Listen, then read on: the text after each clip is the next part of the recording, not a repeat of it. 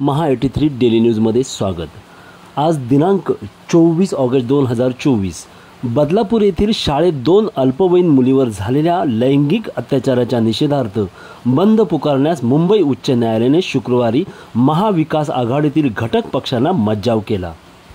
परंतु शनिवारी तोंडाला काळी पट्टी आणि हाती काळी झेंडे घेऊन राज्यभरातील महत्त्वाच्या ठिकाणी मूक आंदोलन करण्याचे निर्णय विरोधी पक्षांनी जाहीर केले होते। हे आंदोलन ठाणे शहरामध्ये मोठ्या प्रमाणात महाविकास आघाडीने घेतले गेले, परंतु ठाणे शहरामध्ये काही वेगळेच चित्र दिसून आले। महाविकास आघाडीतील 2 पक्ष वेगवेगळ्या ठिकाणी आंदोलन करताना दिसले। उद्धव बाळासाहेब ठाकरे पक्षाने यांनी मासुंदा तलाव येथील छत्रपती शिवाजी महाराज यांच्या पुतळ्याजवळ आंदोलन केले, तर काँग्रेस नेते नाना पाटोळे व त्यांच्या सहकाऱ्यांनी तसेच राष्ट्रवादी काँग्रेसचे शरद पवार गटाचे जितेंद्र आव्हाड यांच्यासह राष्ट्रपिता महात्मा गांधी यांच्या पुतळ्याजवळ आंदोलन करताना दिसले।